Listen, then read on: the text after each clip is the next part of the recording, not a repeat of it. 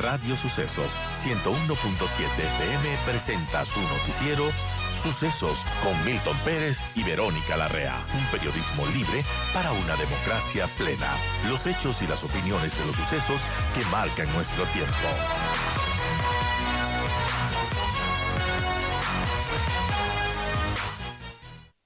Y bueno, hablando de estos últimos momentos que hemos estado viviendo con la muerte cruzada, con dos decretos económicos, decretos ley que esperan la aprobación de la Corte Constitucional, ¿cómo vemos la situación económica?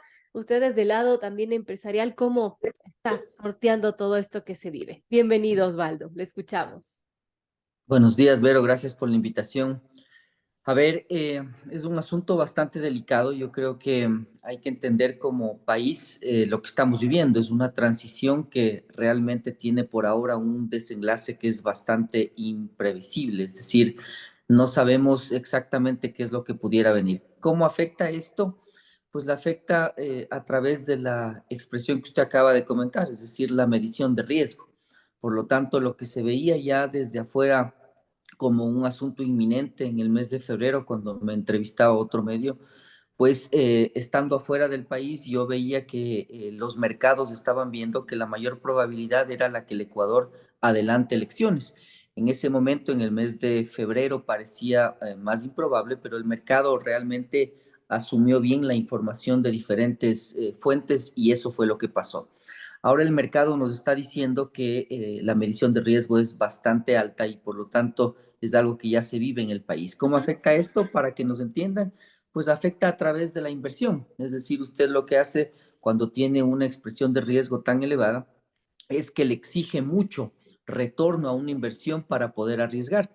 Y es por eso que el Ecuador crónicamente no ha tenido inversión extranjera en las últimas décadas. No es solo cuestión de este gobierno y ahora no es de excepción. Entonces, cuando no hay inversión, le sigue el empleo.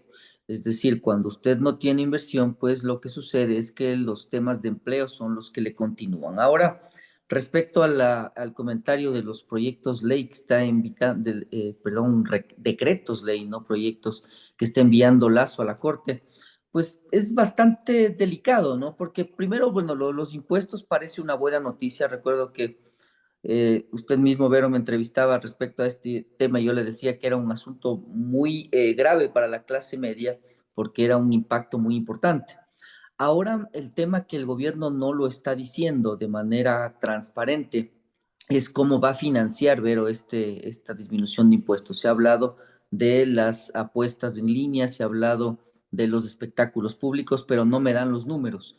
Entonces, de lo que yo sé, la información que yo tengo es que el gobierno va a eliminar exenciones de ISD a las empresas para financiar esta reducción de impuestos. Si me pregunta a mí, pues realmente es dañar una cosa para arreglar otra. Entonces, muy probablemente la Corte creería yo que le va a pasar ese proyecto, pero realmente el problema de fondo sigue siendo muy delicado. Inversión, empleo, incertidumbre y falta de un proyecto país, de un modelo de desarrollo que realmente adolecemos desde hace varios años.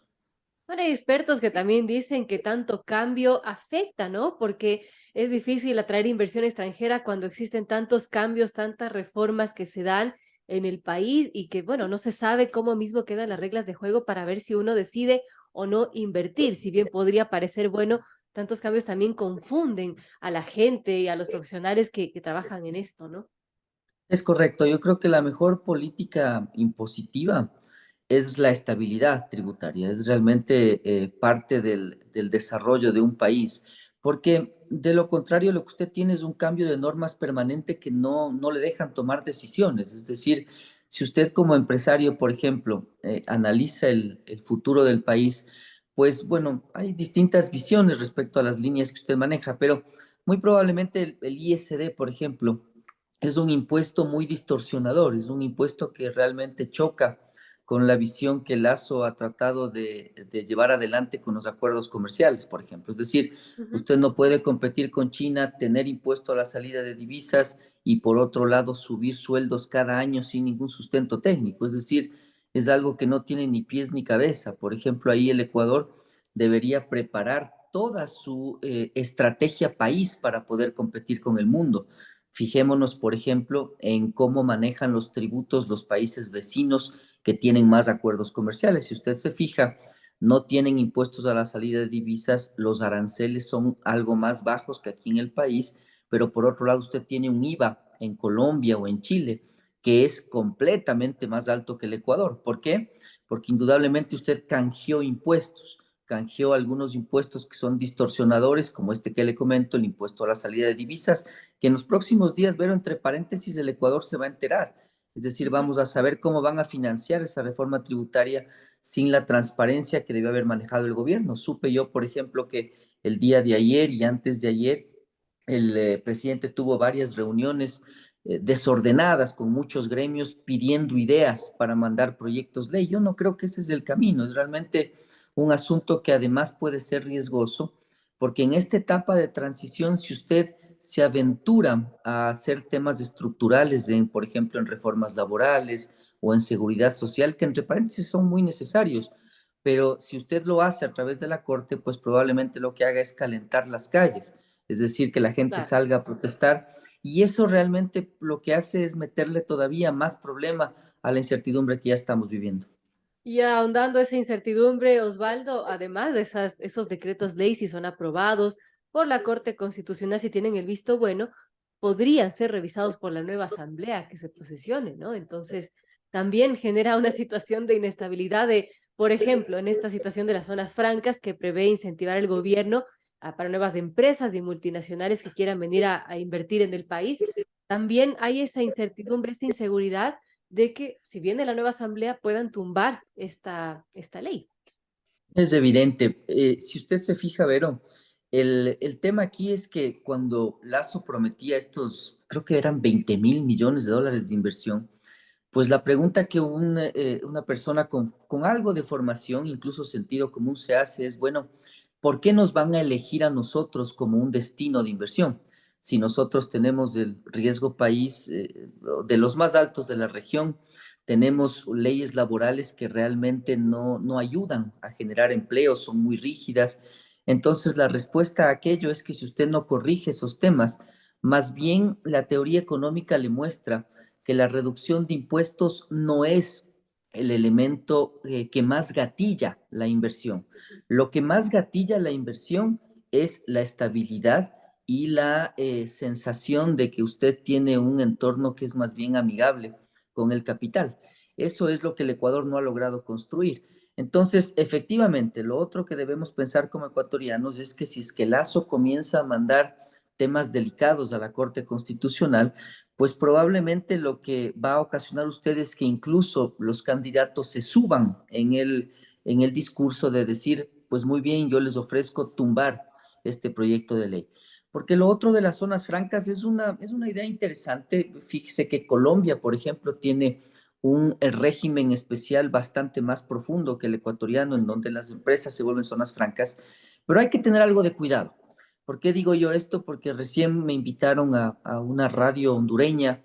Usted se imaginará por qué, porque allá Correa está ayudándoles a ver cómo establecer un esquema tributario, pues ellos se quejaban mucho de la desigualdad que tienen las zonas francas. Si usted quiere hacer un esquema de zonas francas muy profundo, pues usted lo que hace es un país dentro de otro país, es decir, Claro.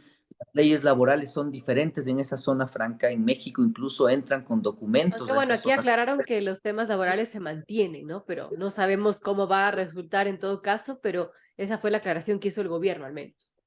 Sí, claro, exacto. Y me parece una aclaración pertinente, pero el punto mío iba a que si usted no debate el proyecto como sociedad, pues probablemente muchas cosas queden por fuera. Es decir, usted no se va a enterar hasta que ya suceda.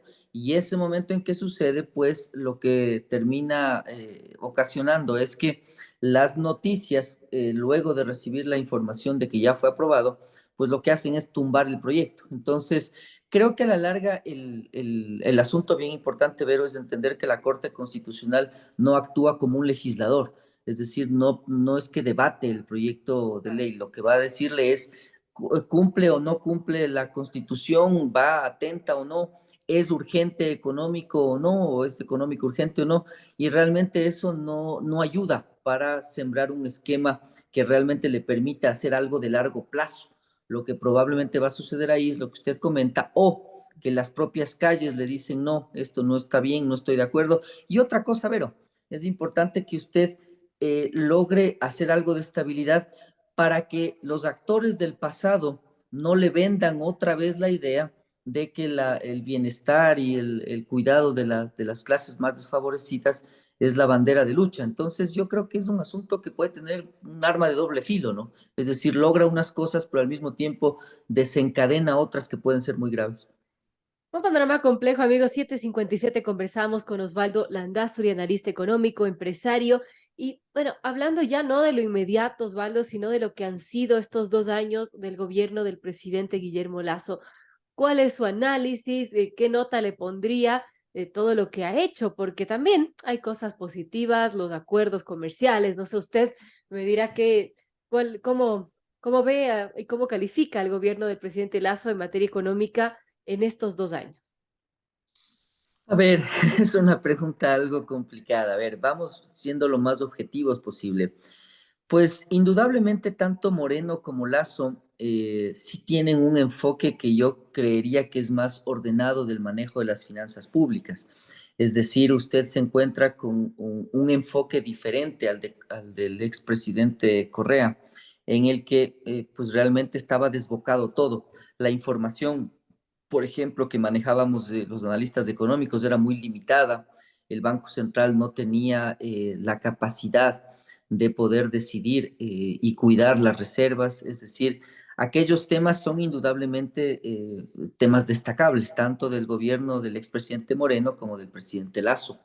Ahora, ¿qué es lo que ha pasado, Vero? Es que en resumen, este esquema que podría parecer más ordenado en cuanto a las finanzas públicas y su manejo, no tiene nada estructural detrás. Es decir, ambos presidentes cuando se encontraron con el problema social de bajar el gasto corriente, por ejemplo, o de arreglar el Instituto de Seguridad Social, el IES, pues realmente ¿a qué acudieron? A bajar la inversión para poder presentar mejores números de déficit fiscal.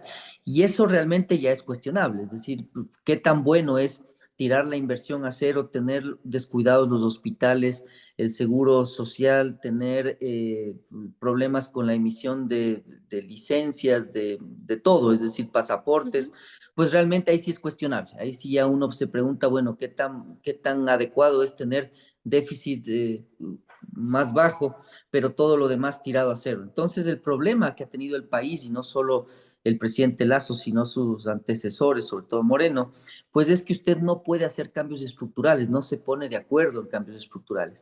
Y ahí entonces el equilibrio que usted logra tener es muy vulnerable. Es decir, si mañana le baja el precio del petróleo y si usted tiene algún shock externo, como hemos visto ahora con las tasas de interés, pues probablemente usted empieza a sentir el problema porque no hay nada de fondo que se ha logrado en el país. Eso no ha cambiado, lamentablemente, Vero.